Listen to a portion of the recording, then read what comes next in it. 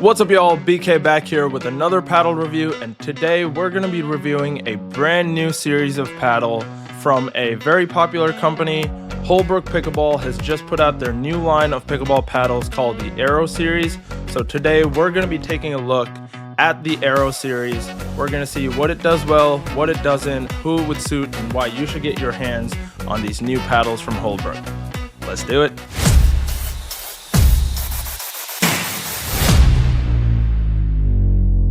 Now, first look of these paddles, the Aero series is an edgeless paddle.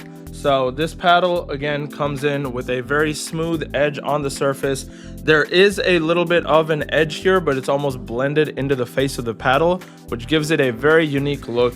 Love the design of this paddle. Got a lot of stuff going on here with the Holbrook logo. They've done a fantastic job with the handle on this paddle and the custom grip that comes with it, color coordinated for each paddle. You'll also see that they have their logo on the side of the paddle painted on the edge. So very unique look with this paddle. Definitely something that stands out on the court and very recognizable as soon as you see it. So fantastic job by Holbrook on the look of this paddle. Now in this video, we're going to be specifically talking about these two shapes with the Aero series. The X shape, which is a hybrid shape, and the T shape, which is the elongated shape. So both paddles have very similar specs. All that's different is the shape of these paddles. So we're going to dive right into the specifications. Now, diving into the generic specifications of both these paddles, as I mentioned, these are edgeless paddles, so they do come with that edgeless design, no prominent edge here. They do have a encasing in the corners for that foam injection that they have in the walls, so there is that edge that you can visibly see. However, it blends right into the face of the paddle, so it's not a very prominent edge. So this is definitely an edgeless design from that perspective. They have a hyper strength unibody construction as well as a Force Tech carbon fiber face. So it's a unidirectional T700 carbon fiber on the face of this surface with excellent grit. It is not the spinniest paddles, and the grit on the surface is not something that you'll feel immediately when you put your hands on the paddle, but compared to just generic T700 raw carbon faces, you can definitely feel the grit on this surface is a lot higher than those regular carbon fiber surfaces. So the grit on this paddle is pretty good for those spin and control shots. Now what Holbrook has done with these paddles is they've injected a layer of EVA foam all around the edges that goes all the way into the handle as well. So there is a foam injection all the way through this edge right here, all the way down to the handle and around it. So very, very well balanced paddle, and it's a very prominent sweet spot on this paddle. So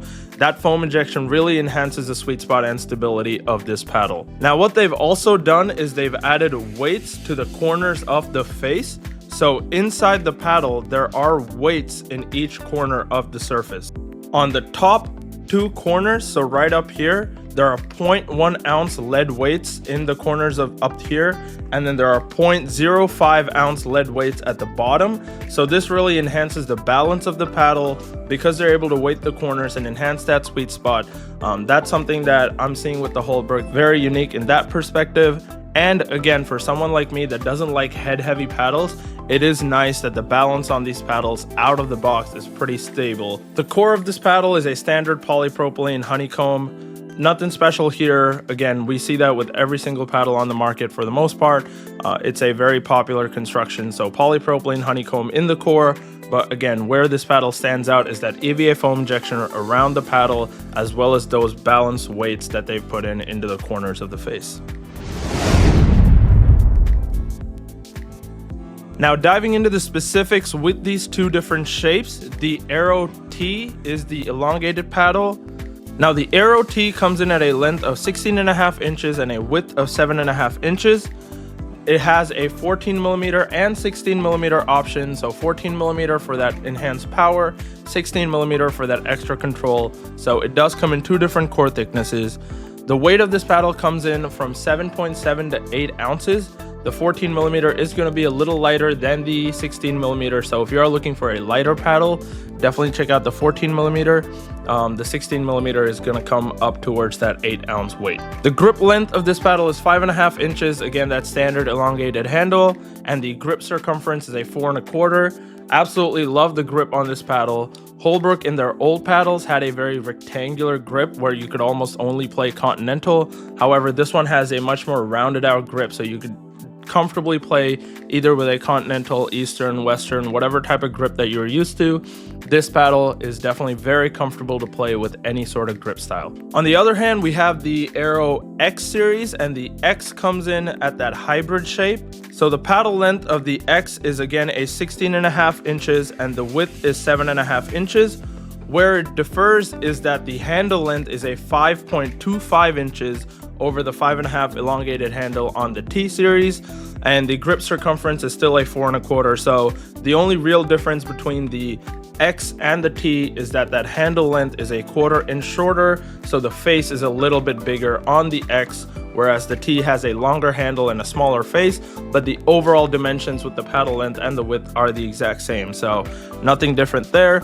This also comes in with two different core thicknesses of 14 millimeters and 16 millimeters, and the weight again comes in from 7.7 to 8 ounces. So really the only big difference between the T and the X is the difference in that handle length. The price of these paddles comes out to $199.99, but you can use the code BK15 at holbrookpickleball.com to get these paddles for $169.99. And at that price point, I think it's fantastic value for money. You are getting a premium all-court paddle for just about $170, so very good value for money in my opinion. It is a fantastic choice of paddle for anybody looking for an edgeless paddle with a lot of stability, which you don't really find on the market right now with a lot of the other brands. So as far as edgeless paddles go, this is one of my favorite ones that I've played with so far. Definitely enjoyed playing with the Holbrook a lot. And again, use the code BK15 at holbrookpickleball.com.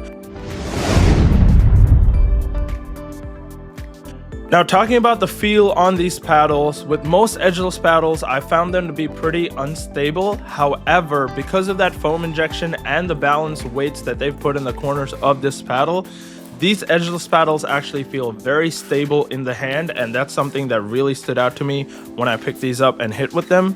So again, because of that foam injection and the weights in the corners, they've really balanced out the edgeless paddle, making it very stable for you to play your game. The feel on this paddle is absolutely exceptional. I would definitely put the 16 millimeter very control friendly. I was able to hit my drops, dinks, and resets very easily. The feel of the ball coming off the paddle is exceptional. Completely enjoyed playing with this paddle in terms of that control style of game. If you are looking for more enhanced pop and power, definitely go with the 14 millimeter, because the 16 millimeter from 2024 standards does play a little softer when we compare them to those top tier power paddles. So if you are going to go up against a lot of the Yolas, the gearboxes, the paddle techs, the engages, you do need that little bit of extra counter power. So I definitely prefer the 14 millimeter over the 16 millimeter. Only difference is with the 14 millimeter, you don't get as much stability in the hand with that twist weight as you do with the 16 millimeter. The 14 millimeter definitely has that little bit of shake to it, again, because it is an edgeless paddle. The 14 millimeter took me a good couple games to get used to that little balance. But what you get in terms of the pop and power compared to the 16 millimeter, I definitely found it worth it to prefer the 14 millimeter over the 16 millimeter. So that is something to look out for with these paddles. Now, talking about the spin on these paddles, again, as I mentioned, when you rub your hand across a regular carbon fiber surface, you definitely don't feel much grit on a lot of paddles. However, this paddle does have a significant amount of grit, but I would not compare it to a top tier spin paddle in terms of how much you're able to grip the ball on the surface of the paddle. However, this is still a very good spin paddle, very comparable to a lot of the other carbon fiber paddles that we see on the market today. I do feel like the 14 millimeter gave me a little bit of extra spin compared to the 16 millimeter. Not sure if that was just a gameplay feel for me or just that I liked the enhanced pop and power from the 14 millimeter that made me feel like I was spinning the ball more. But again, the 14 millimeter definitely felt a lot better to me than the 16 millimeter in terms of being able to shape the ball and really get a lot of topspin and slice coming off of that paddle.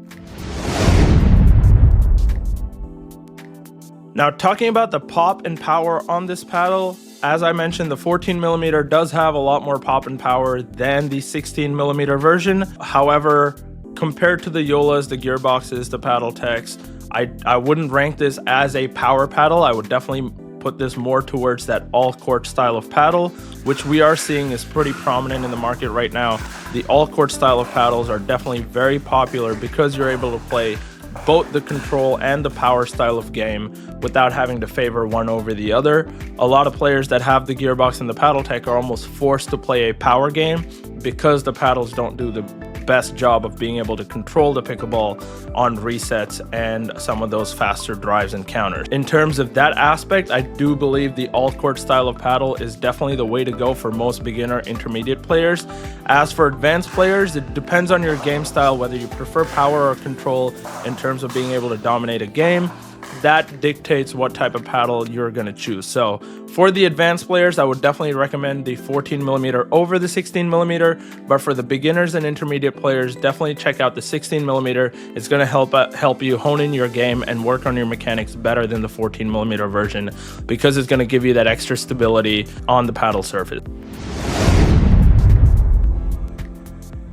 Now, talking about whether the X or the T is right for you, it really depends on your game style and your personal preference. The T, again, is that elongated shape with the 5.5-inch handle. So if you are someone that likes to play a lot of two-handed backhands, or you're looking for that extra torque and extra leverage on your shots in terms of those drives and power style of game, then definitely go check out the elongated version.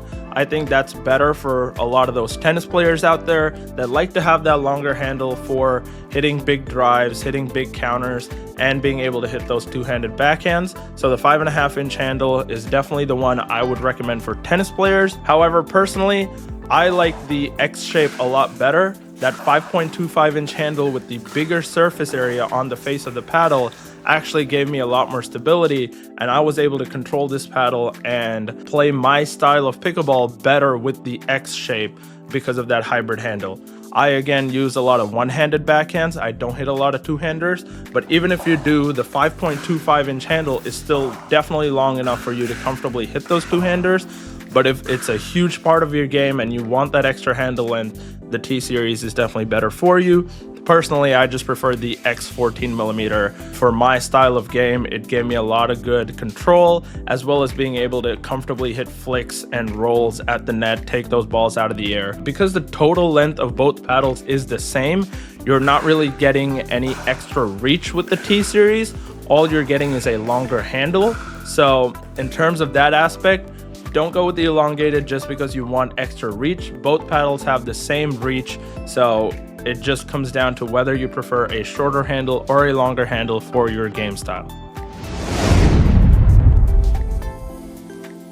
Now, the paddle also comes in a third shape called the S series. So the Aero S is a third shape with these paddles, which is a wide body shape. I haven't hit with the S paddle yet. However, just wanted to give you guys an update on what the specifications of the S paddle are, and maybe that's the choice that you want to make with the Aero series. So the S paddle has basically the same specs as the T and the X series, but the S paddle comes in that wide body shape. So the paddle length of the S is 15.7 inches. The width is 7.95, so you get a much wider paddle, but a shorter paddle length. The grip length is a 5-inch handle. So a lot of wide body paddles today have that elongated 5.5 inches. However, this paddle comes in with a 5-inch handle. So it is a shorter handle than the T and the X. So if you are looking for a shorter handle paddle that's going to give you a little more control and maneuverability, the S paddle has a wide body 7.95 inches on the width of the paddle, as well as that 5-inch handle that's going to give you a lot more control. So if you're looking for a wide body with a short handle, check out the S series. It's going to give you a lot more control and a lot more stability, but you are going to have to give way on the power and pop aspect of that paddle. Thanks for watching, y'all. Make sure to subscribe to my channel below. Like the video, share the video. It really helps us with the algorithm. If you're able to subscribe to the channel, helps us push out a lot more content and supports the channel in a free way, so you don't have to pay anything to support the channel. So make sure to subscribe below to BK Pickleball. Also follow me at BK_Pickleball on Instagram. Post a lot of content on there. I'll probably be putting out a 1-minute review for these on there as well. Comment below what other paddles you'd like to see me review, and until next time, I'll see you later.